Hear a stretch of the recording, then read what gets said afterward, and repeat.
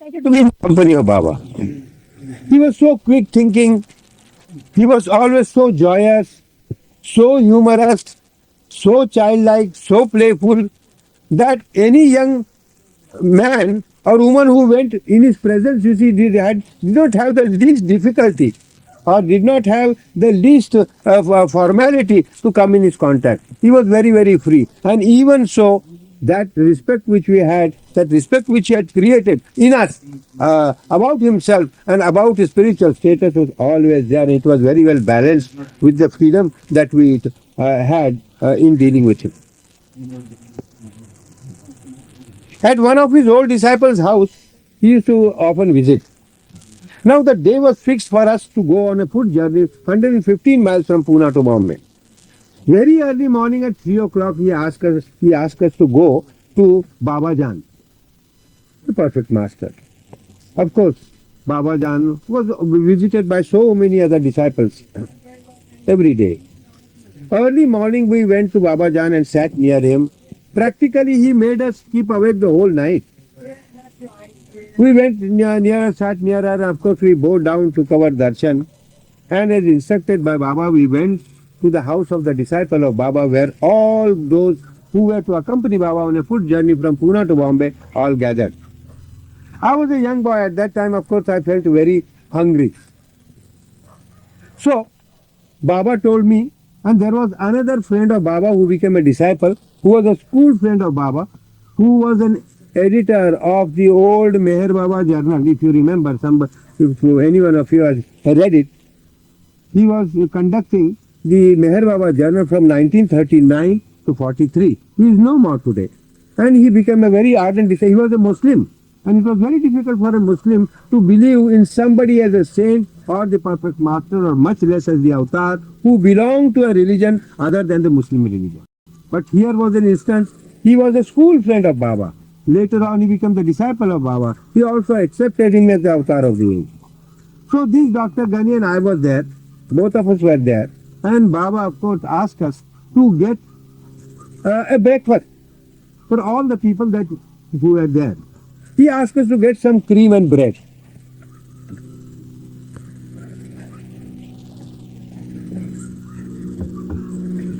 Dr. Ghani was a very clever and a wise man, very well up in English and Urdu and Persian languages. He had a great sense of humor. He was much older than me, and both of us went to a small shop there, a small cafe early morning, and asked him to just prepare so many plates, dishes of cream and bread, and carry it over to the house of Baba's disciple, where Baba was there, and his disciples were sitting also to take it there.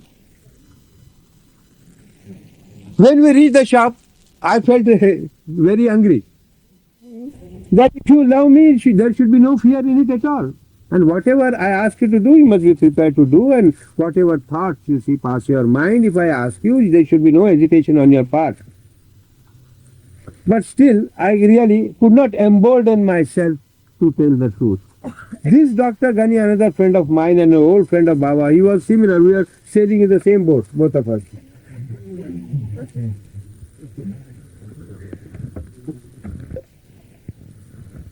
It went on, and one day Baba asked us to sit near him. And then asked both of us a question, do you know who I am? I said, yes, you are a perfect master, Baba, we know. But you have been telling me lies all the time.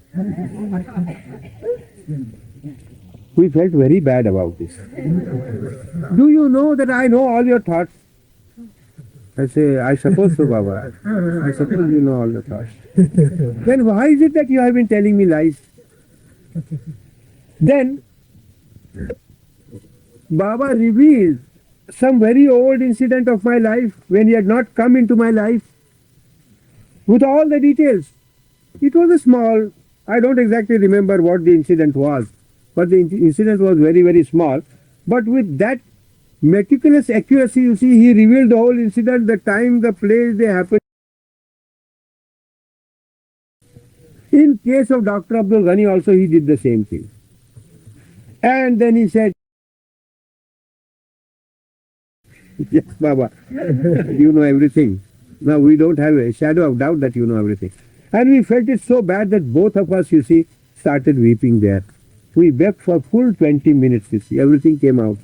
And then we gave a promise to Baba that from now onward we shall see that you never tell a lie to you. Because we are 100% convinced that even if we were to hide anything from you, conceal it, will not be possible because you know everything. One day Baba told me that not only I know your thoughts today, but if you refer to the article in the God Speaks, the Eternal Now, wherein Baba says that there is no past, there is no future, it is all the eternal now. It is this the present moment which is the real, and the reality is right here. And all what we call the past and the future, they merge into the present, and there is no such a thing as a past and future at all. But one has to have that experience of it, you see. It is only on our part something said by Baba and heard by us and believed by us. But to go to that experience, naturally one has to become Baba himself. That is apart from the point.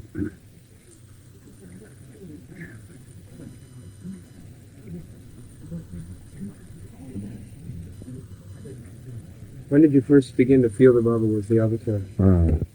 That's a great story again.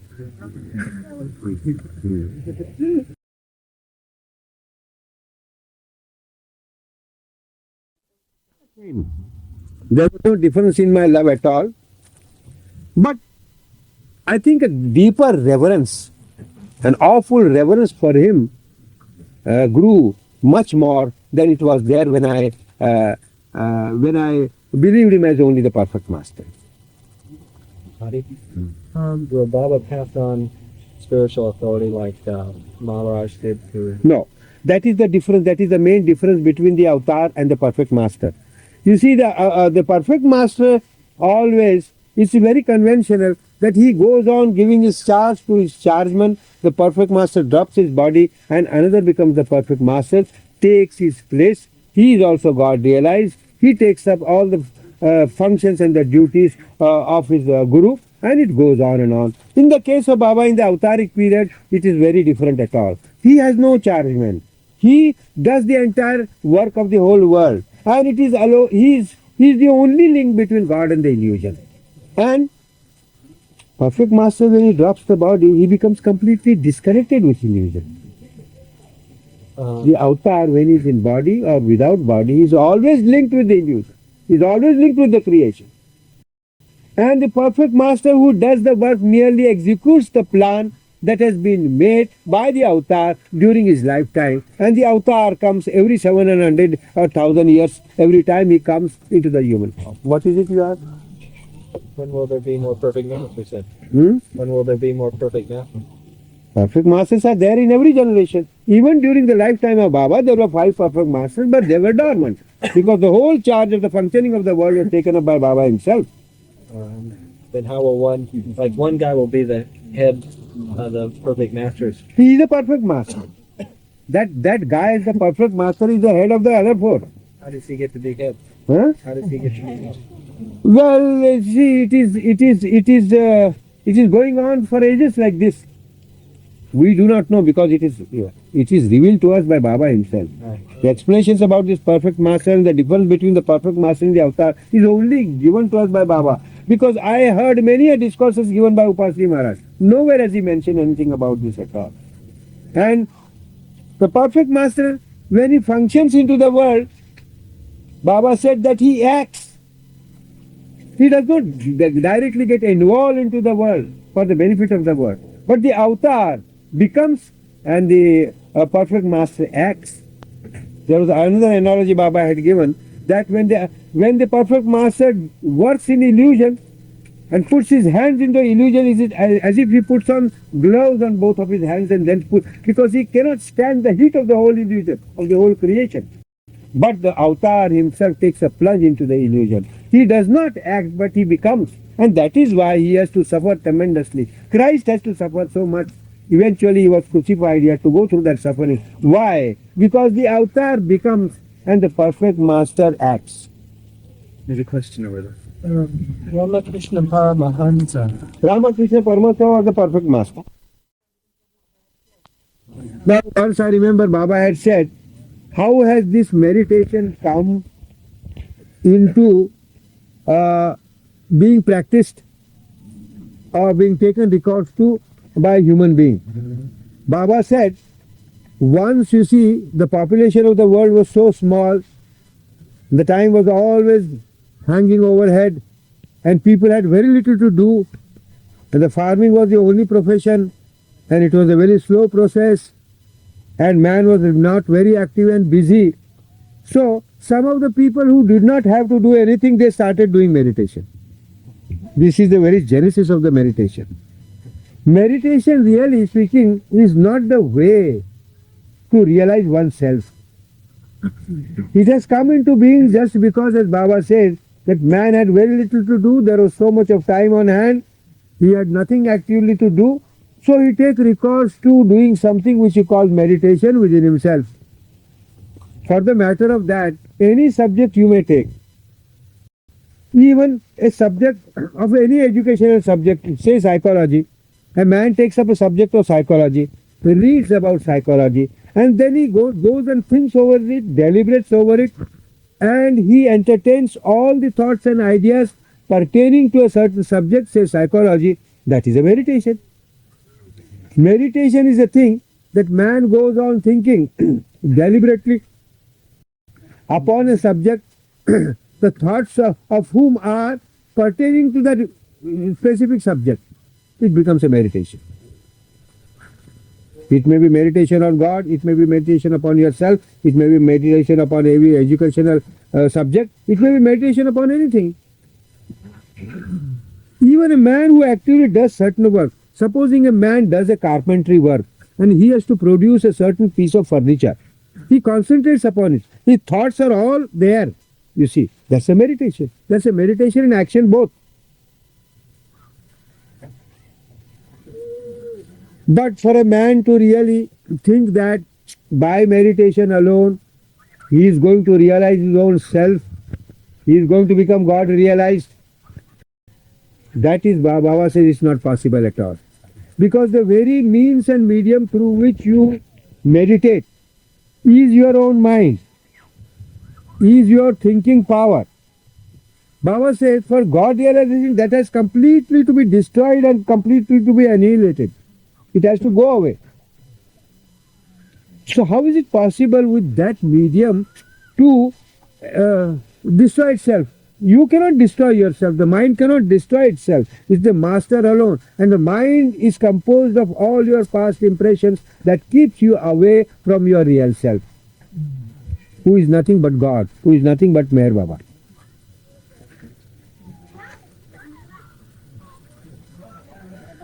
By doing meditation, one may have a few experiences here and there, but these experiences would come and go and they would never be stationary with you at all.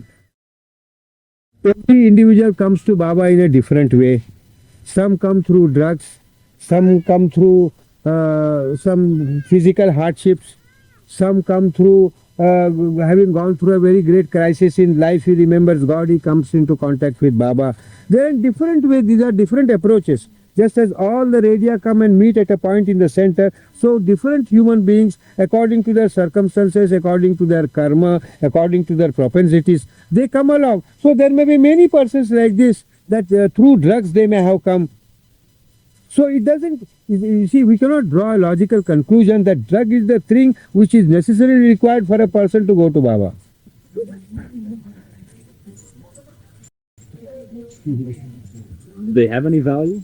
Do they have any value then, do you think? What can a drug have a value in the field of God, love and God realization? I don't think it has any value at all, because love, it has just a physical effect on the your brain cells, or it may have an indirect effect on your mind. But what is mind, what is brain, what is body? When God realization and love for God is concerned, it is something far too high. You see, the Hafiz poet says, Hafiz was God realized, a very favorite poet of Baba. Baba used to have these verses recited before him. He says, Janab Ishkara Dargah Basi Bala Tarazaklas. kasi un astambu satke jandar astindaras. He says the position, the place of love is far too beyond the borderline of your intellect. One who he alone is successful in going to the threshold of God if he carries his life in his sleeve. That means to say he does not love his life at all. He carries it in his sleeve, prepared to give up or throw it away, destroy it at any time he is asked to do. He loves God, he loves Baba, he loves the avatar much more than his own life. Where is the intellect? It is far too low, it has its part to play. You see, among the family of insects, an ant may be very important. A small ant, among the family of so many small insects here, on mosquitoes and other insects, an ant may be very important. But does it hold any importance before a human being? What is the difference between an ant and a human being? Ant lives on the same earth and human being lives on but what a difference, what a vast difference. Much more the difference exists between you and I as an ordinary man, Baba as the avatar. Living as both are on the same earth, both having the same human bodies, but the difference is so vast and so great. So where is the drug? Where is the place of this drug? I do not know. Can the can help you realize the illusion of your. Pardon? Perhaps drugs can help you realize the illusion that you think you are. He will have the experiences of the lower illusion. It won't give him a realization that this is the.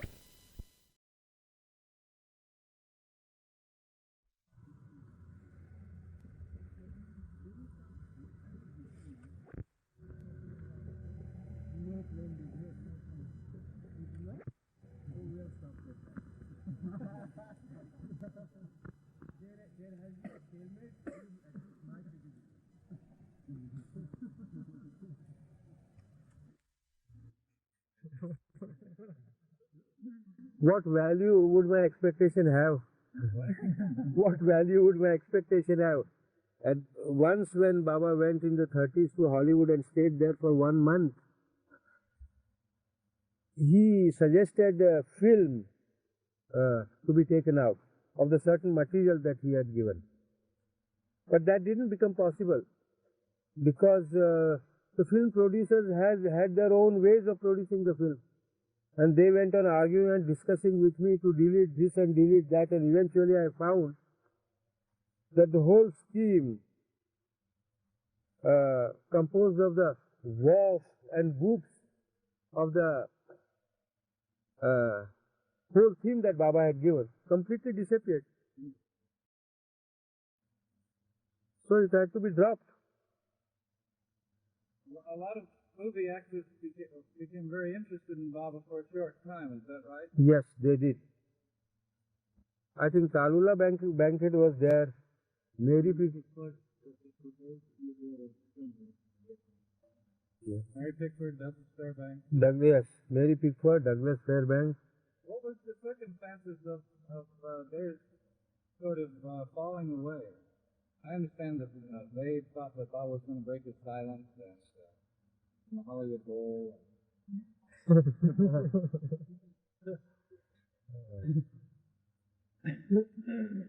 I do not think it was exactly that Baba wanted to break his silence, and because he did not do it, that they fell away. I do not think so. I think it was just sort of momentary fascination. Well, they were drawn for the moment, and I don't think we could expect more than that from them.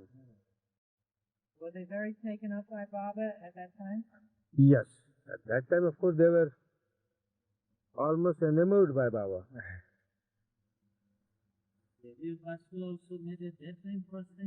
Well, I couldn't tell you that. No, I don't think he met at that time. No. It was much later.